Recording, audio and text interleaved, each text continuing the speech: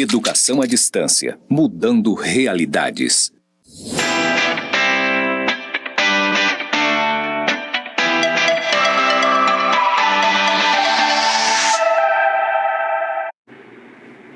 Olá, seja bem-vindo a mais uma aula da nossa disciplina de Direito do Estado. Eu aqui com vocês para a gente trabalhar junto na condução dessa disciplina. Eu espero que vocês estejam gostando das nossas web aulas, que vocês aproveitem, que vocês deem o máximo de vocês nesse curso, um curso de grande importância, um curso que vai proporcionar muito crescimento profissional para vocês. Olha só, nessa nossa aula número 5, aqui na minha tela, nós vamos estudar algumas situações, alguns conteúdos. São eles: o controle sobre a administração pública, a questão da legalidade, da transparência, a participação popular e os tribunais de contas, ainda a discricionariedade e o controle judicial sobre a administração pública, também o papel do Ministério Público no controle da administração pública, os servidores públicos, seu regime jurídico e previdenciário. Vamos dar início? Mais uma web aula para vocês. Olha só, o controle sobre a administração pública, a legalidade, transparência, participação popular e os tribunais de contas. Olha só, a primeira informação que eu trago para vocês é o seguinte: a finalidade do controle é assegurar que a administração pública atue em conformidade com os princípios que lhes são impostos pelo ordenamento jurídico. Lembra da nossa aula anterior? Como? O princípio da legalidade, o da moralidade. Aqui, gente, entra novos princípios, aqui, ó, o princípio da finalidade pública. Voltando aqui para o artigo 37, o princípio da publicidade, o princípio da transparência. Aqui, ó, aparecendo a motivação e ainda a impessoalidade também lá do artigo 37. Portanto, gente, a questão do controle, a finalidade do controle é assegurar que a administração atue em conformidade com esses princípios e outros princípios mais, como, por exemplo, o princípio da supremacia do interesse público, enfim, vários princípios que são norteadores da questão da finalidade da administração pública. Tá? Então, são diversos os critérios existentes para classificar, são diversos são os critérios existentes para classificar as modalidades de controle, tá? No que concerne ao órgão que o exerce. O controle pode ser administrativo, ele pode ser legislativo ou ainda judicial. Administrativo, a gente se refere no âmbito interno da própria administração. A gente fala do controle legislativo quando vem a edição de regulamentos, de normas para a atuação do controle, e ainda um controle judicial, que é feito pelo Poder Judiciário, tá? Em decorrência das funções que lhe foram atribuídas pelo artigo 129 da Constituição Federal, percebam, aqui entrando o Ministério Público, viu? O Ministério Público desempenha um importante papel no controle da administração pública. E já vocês vão entender como é que funciona a atuação do Ministério Público quando o assunto é o controle da administração pública. Ainda falando sobre a nossa Constituição Federal de 88, no capítulo que concerne a fiscalização contábil, fiscalização financeira e orçamentária, prevê o controle externo a cargo do Congresso Nacional com o auxílio do Tribunal de Contas e o controle interno que cada poder exercerá sobre os seus próprios atos. Percebam, pessoal, muitas vezes, quando a gente vai fazer uma questão de concurso, uma prova, a gente fala assim, o Tribunal de Contas que vai fazer e vai, né?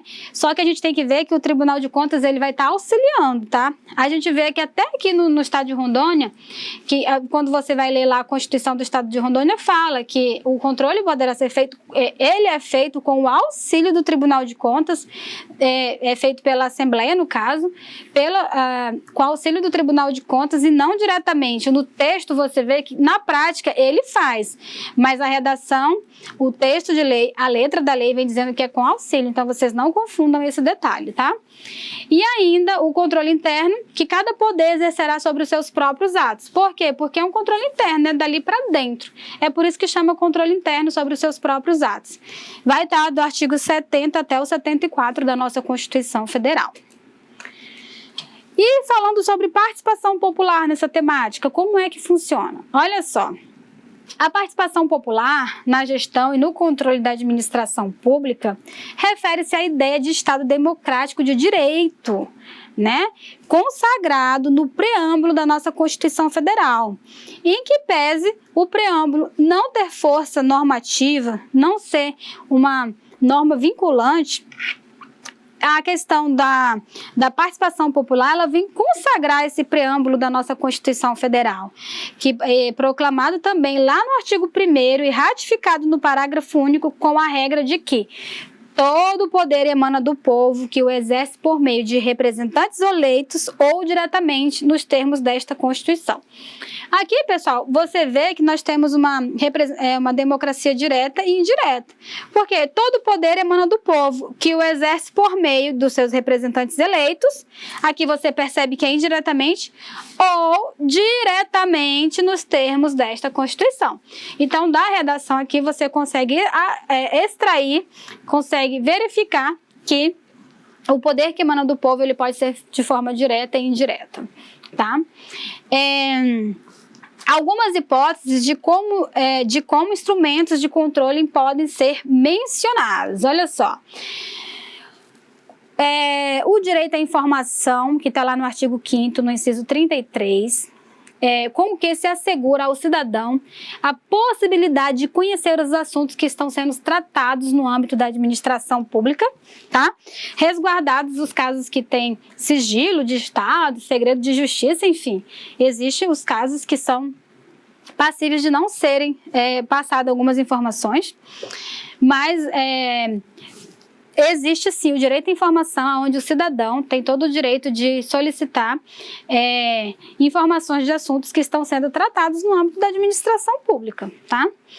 Temos ainda um remédio constitucional aqui como exemplo, alguma hipótese, né, que eu trago para vocês, o mandado de injunção, instituído precisamente para suprir a omissão do poder público na regulamentação das normas constitucionais. É aquilo que eu contei para vocês, existem algumas normas constitucionais que elas precisam ser regulamentadas para que elas possam, de fato, exercer efeitos no ordenamento jurídico. Eu não estou dizendo para vocês que gente, todas as normas do texto constitucional, todas elas produzem efeitos. Algumas mais, outras menos, tá? Mas existem algumas normas da Constituição que precisa de uma lei que venha regulamentar para que ela possa exercer em sua plenitude as ações descritas lá no texto constitucional, tá? Mas isso não significa dizer que tem norma que tem efetividade e normas que não tem. Todas têm. Todas as normas constitucionais, elas produzem efeitos. Umas mais, outras menos, tá? Outro instrumento é a ação popular, que é um meio posto nas mãos do cidadão, como eu acabei de falar, para provocar o controle judicial na esfera do interesse coletivo. Tá? E temos ainda o direito de denunciar irregularidades perante o Tribunal de Contas, que está lá no artigo 74, em seu parágrafo 2º. Então, essas são algumas hipóteses de instrumentos de controle que podem ser utilizados pelos cidadãos, tá? Dando prosseguimento, vamos falar um pouquinho da participação popular ainda, tá? Direito de fazer reclamações e denunciar irregularidades perante ouvidoria de justiça, não só contra os membros do próprio Poder Judiciário e do Ministério Público, mas também contra seus serviços auxiliares, representando diretamente ao Conselho Nacional de Justiça ou ao Conselho Nacional do Ministério Público, conforme o caso. E a gente pode ver essa possibilidade no artigo 103b, parágrafo 7º, e artigo 130a, parágrafo 5º da Constituição Federal, acrescentados pela Emenda Constitucional 45 de 2004. Ou seja, pessoal, ainda como uma forma de controle, é possível que um cidadão faça uma reclamação. Se ele quiser fazer uma reclamação contra o Poder Judiciário, ele pode fazer para o Conselho Nacional de Justiça, e se for em relação ao Ministério Público, ele pode fazer lá para o Conselho Nacional do Ministério Público. E aí eu trago para vocês outras possibilidades da participação popular, tá? Ele pode fazer tem o sistema do Disque Denúncia que ele pode fazer.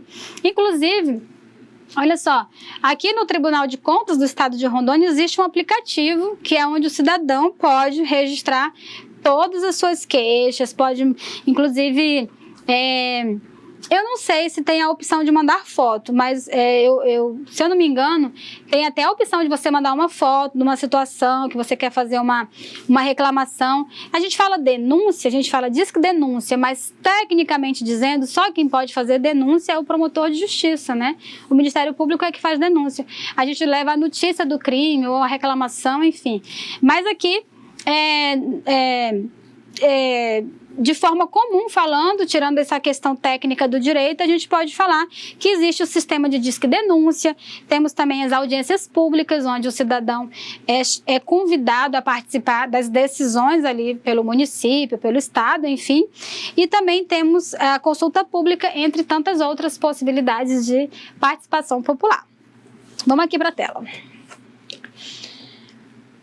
O Poder Judiciário pode examinar os atos da administração pública de qualquer natureza, sejam gerais ou individuais, unilaterais ou bilaterais, vinculados ou discricionários, mas sempre sob o aspecto da legalidade.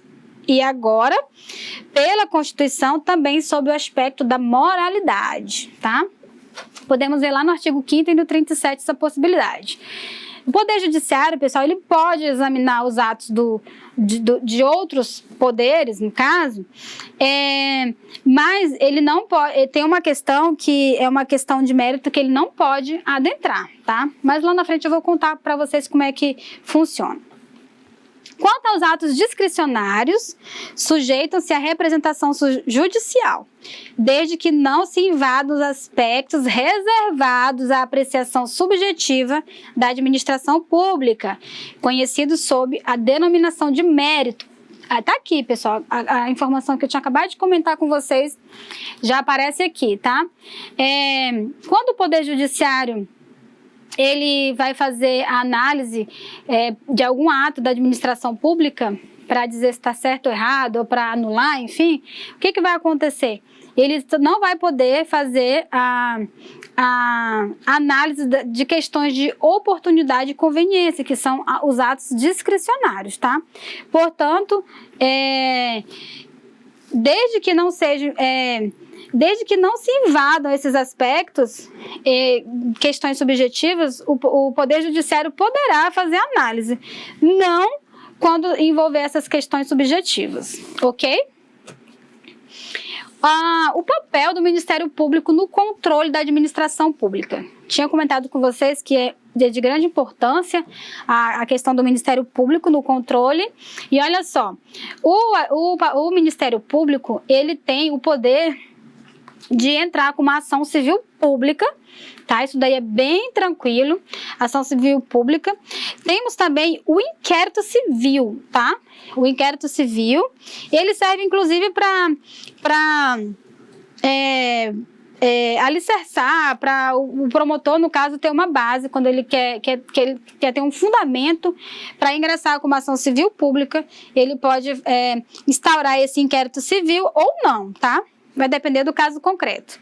O inquérito civil está previsto lá no artigo 8º, parágrafo 1º da Lei 7347 de 85 e também no artigo 129, inciso 3º da Constituição Federal. Pessoal, olha só. Estou fazendo um resumão aqui da aula para vocês, não deixem de ler o texto constitucional. Desde a primeira aula já mostrei para vocês aqui na tela um pouquinho da nossa Constituição, como que ela está estruturada, mas vocês precisam fazer a leitura. Eu estou citando aqui vários artigos da Constituição Federal e é imprescindível que vocês façam a leitura do texto, tá? Porque essa aulinha aqui é um resumo, tá? Só para vocês pegarem o embalo, para vocês, de fato, darem continuidade nos estudos, tá? Olha só, voltando aqui, o Ministério Público ele pode agir de ofício ou mediante provocação feita por qualquer pessoa ou servidor público, nos termos do artigo 6º da Lei 7.347 de 85. O que acontece, pessoal? Olha só. O Ministério Público ele tem uma prerrogativa bem interessante, tá? O Ministério Público ele pode agir de ofício, ou seja, ele não precisa ser provocado, tá? Já quando a gente fala de poder judiciário, os magistrados, os juízes, eles não podem agir de ofício. O poder judiciário ele deve ser provocado para que ele possa atuar, tá? É por isso que existe a inércia do magistrado, tá? O magistrado, ele não tem esse poder de chegar e falar assim, vamos entrar com uma ação contra isso aqui porque tá errado. Ele não pode, porque tem a inércia do juiz, no caso, que é um princípio, e aqui o Ministério Público, ele não tem essa restrição. O Ministério Público, se ele vir que tem alguma coisa errada, ele pode ir lá e entrar com uma ação civil pública. Ele não precisa ser provocado por alguém do povo, ele não precisa receber uma notícia de crime, ele pode ir lá de ofício e atuar diretamente naquela questão, tá? Olha só, vamos dar continuidade. Agora, a gente vai falar de servidores públicos, né? Bem interessante aqui para quem vai ser gestor público. Servidores públicos são pessoas que prestam serviço com vínculo empregatício à administração pública direta, às autarquias e fundações públicas, tá? Ou seja, a administração direta e a indireta. Perante a Constituição de 1988, pode-se dizer que são 4 as categorias de servidores, de agentes públicos. Nós temos os agentes políticos, nós temos os servidores públicos, nós temos os militares e nós temos os particulares em colaboração com o poder público, que esses também podem ser considerados servidores públicos no ato da execução da colaboração com o poder público. E aí, vamos conversar um pouquinho sobre o regime jurídico dos servidores públicos, tá? Bem interessante para vocês, olha só. Na esfera federal, nós temos a Lei 8.112, que foi editada lá no ano de 1990, sofreu alteração pela Lei 9.527, de 97, e essa lei, ela trouxe o regime estatutário, tá? Porque vocês vão ver que tem diferença entre regime seletista e regime estatutário, como regime jurídico único para os servidores da administração direta, autarquias e fundações públicas. E no âmbito do estado de Rondônia, nós temos a Lei 68 de 1992. Ela institui o regime jurídico dos servidores públicos civis do estado de Rondônia, das autarquias e das fundações públicas estaduais, tá? Portanto, na esfera federal, nós temos a Lei 8.112 e na esfera estadual, aqui no âmbito do estado de Rondônia, nós temos a Lei Complementar 68 de 92. Seguimos adiante. Trouxe aqui para vocês as condições de ingresso para servidores públicos. Como que os servidores públicos vão ingressar nos cargos públicos? E nos termos do artigo 37, inciso 2º da Constituição Federal, com a redação dada pela Emenda Constitucional 19, olha só, Poder Constituinte derivado, né? Vejamos, a investidura em cargo ou emprego público depende de aprovação prévia em concurso público de provas ou de provas e títulos, de acordo com a natureza e a complexidade do cargo ou emprego, tá? Ele fala emprego aqui porque é possível que você seja um seletista regido pela CLT, como é o caso dos servidores que trabalham na Caixa Econômica Federal, que é seletista, que são empresas públicas também. Na forma prevista em lei, ressalvadas as nomeações para os cargos em comissão, ressalvadas as nomeações para cargo ou em comissão, declarado em lei de livre nomeação e exoneração, tá? Portanto, é preciso observar o artigo 37 em seu inciso 2º, de onde nós vamos extrair as condições de ingresso para servidores públicos, tá? Olha só, é possível a nomeação em cargos comissionados, sendo vedado nepotismo, previsto na súmula vinculante número 13 do Supremo Tribunal Federal. Sobre essa súmula vinculante, eu tenho um comentáriozinho para fazer com vocês, olha só. Lembrando que existe a possibilidade de nepotismo, mas já foi julgado que cargos políticos, eles não são cargos que se sujeitam a essas questões do nepotismo. É por isso que a gente nós já vimos vários casos de prefeito que coloca o irmão para ser o secretário de obras, né? O prefeito que coloca a esposa para ser alguma secretária de não sei o quê, porque é um cargo extremamente político, de cunho totalmente político. E aí, por ser um cargo de extrema confiança, um cargo totalmente voltado para questões políticas, é que o STF entende que não há a questão de observar o nepotismo em relação a esses cargos políticos, tá? Então, fiquem atentos a esse detalhezinho, tá? E aí, realmente, a questão do nepotismo, ele é proibido, mas não quando é em relação a cargos políticos. Vamos dar continuidade. E aí nós temos também a proibição de acumulação de cargos, tá? Ainda nos termos do artigo 37, lá da nossa Constituição Federal, lá no inciso 16, é vedado, pessoal, é proibido a acumulação remunerada de cargos públicos, exceto quando houver compatibilidade de horário, observado em qualquer caso o disposto do inciso 11, que é o teto do vencimento ou do subsídio, tá? Inclusive, é possível, pessoal, que vocês percebem que tem médicos que têm 2 contratos, né? Tem um contrato com o Estado, um contrato com o município, é simplesmente porque são contratos de 20 horas, outro contrato de 20 horas e não tem o choque de horário, dá o que está estampado aqui, a compatibilidade de horário, tá? E é possível também a acumulação de cargos. Olha só aqui na tela. Há de 2 cargos de professor, tá? Só para complementar a minha fala anterior, lembrando que tem compatibilidade de horário, né? Por exemplo, 2 contratos de médico, por exemplo, e os 2 salários, eles não podem ultrapassar o teto do subsídio que está estampado também lá no inciso 11 do mesmo artigo, tá? Vocês têm que ir lá nesse inciso 11 dar uma lidinha para ver qual seria esse teto, tá bom? Olha só,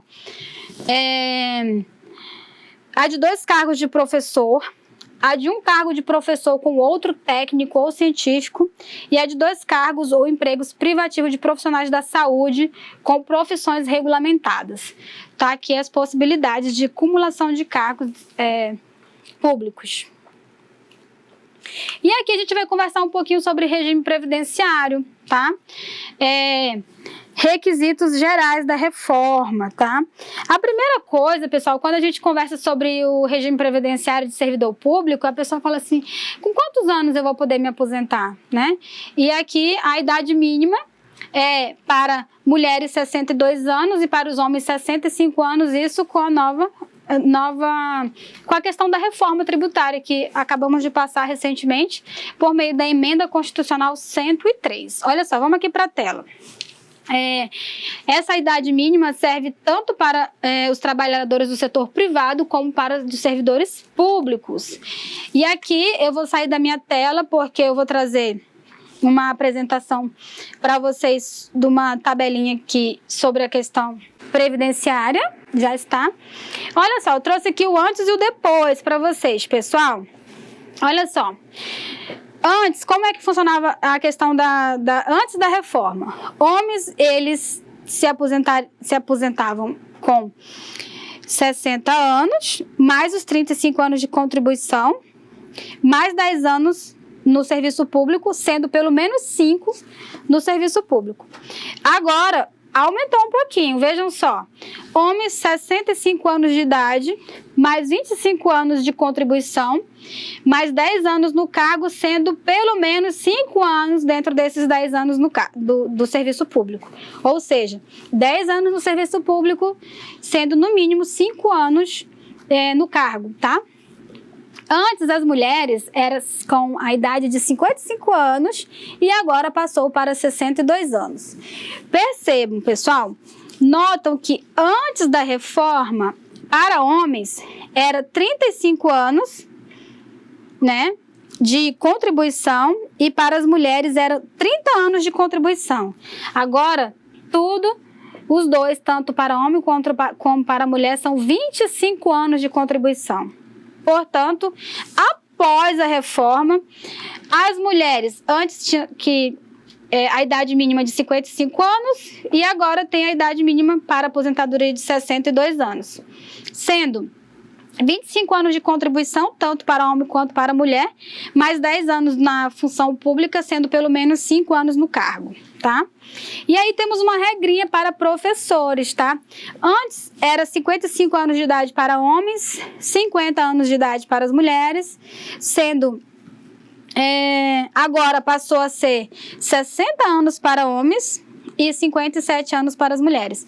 Não sei se vocês acompanharam a questão da reforma da Previdência, mas para quem acompanhou viu que o projeto de lei, a idade era a mesma, era 60 anos para professores homens, como 60 anos para professoras mulheres. Mas aí a bancada federal, lá com a representatividade feminina, conseguiu reduzir aí para 57 anos de idade. Portanto, os professores, homens 60 anos de idade, hoje, mulher 57 anos, sendo 25 anos de contribuição, 10 anos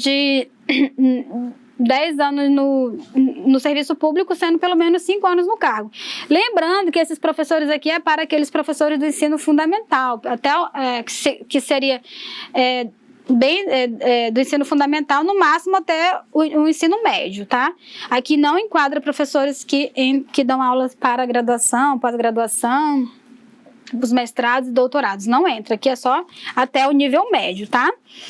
E em relação às carreiras policiais, antes tinha a Lei Complementar 51 de 85, que regia a questão da carreira policial, e agora ficou assim, tá? Policial, tanto homem quanto mulher, 55 anos de idade, sendo 30 anos de contribuição e pelo menos 25 na carreira policial, tá? E aí, em relação a atividades especiais, que são... atividade especial é configurada onde tem pessoas que trabalham com atividades perigosas, insalubres, tá? Como, por exemplo, o operador de raio-x em hospitais públicos. Agora, antes, eles utilizavam a regra da aposentadoria especial do INSS, porque eles não tinham uma regra própria. Aí o STF editou a súmula vinculante 33, que mandava utilizar as regras de aposentadoria do INSS. E agora, eles entraram na nova reforma da Previdência com uma determinação específica que diz o seguinte: agora são 60 anos de idade, sendo 25 anos de contribuição, 10 anos na função pública e pelo menos 5 anos dentro do cargo. Ou seja, o operador de raio-x em hospitais públicos, ele vai ter que ter 60 anos de idade, mais 25 anos em atividade prejudicial à saúde, mais 10 anos no cargo público, sendo pelo menos 5 anos no cargo. E aí o que acontece? Aqui também entra um médico, entra enfermeiros, tá? São pessoas que trabalham com atividades perigosas ou insalubres. Pessoal, em relação à questão da aposentadoria, foram essas as temáticas que eu trouxe para vocês, esse resumo sobre a aposentadoria voluntária, tá? Lembrando, só um detalhezinho, lembrando que temos também a questão da aposentadoria compulsória, tá? Que ela permanece, foi mantida a aposentadoria compulsória com 75 anos de idade, tá? Independente do sexo também. A aposentadoria compulsória permaneceu igual. É isso aí, pessoal. Só uma pinceladinha sobre a questão da reforma da Previdência, lembrando que essas regras são para pessoas que não adquiriram nenhum dos requisitos anteriores, tá? Tem pessoas que têm que passar pelas regras de transição dentro da questão da reforma da Previdência, mas quem ainda vai entrar no serviço público, quem acabou de entrar, foi alcançado sim pela reforma da Previdência. Algumas situações específicas de pessoas que já tinham determinado tempo, que já tinham alguma situação, vai passar pela regra de transição. E lembrando que direitos adquiridos são preservados, as pessoas que já tinham alcançado, servidores que já tinham alcançado o direito de se aposentar, mas que não quiseram se aposentar, eles permanecem com as regras anteriores, tá?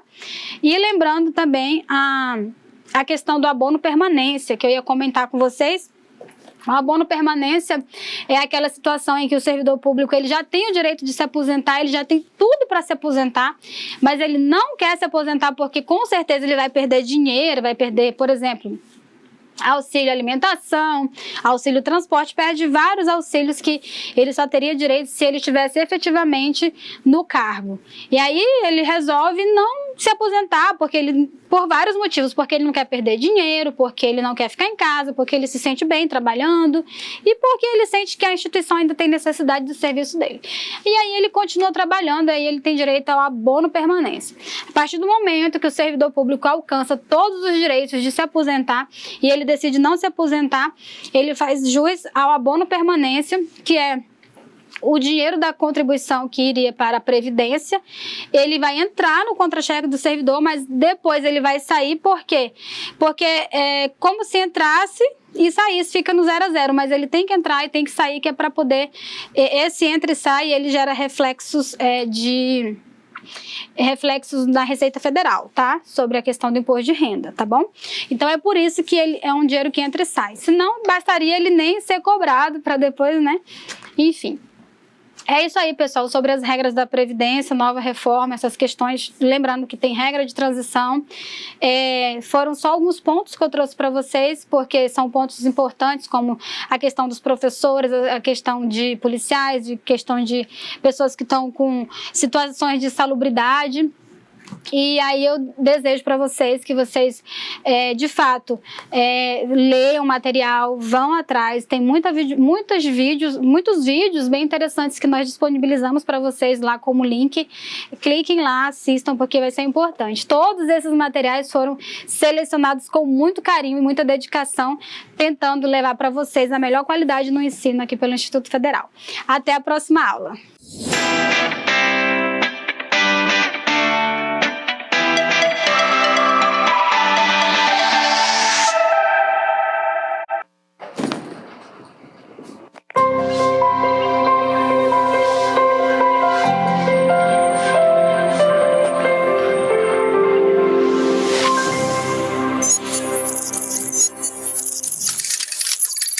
Educação à distância, mudando realidades.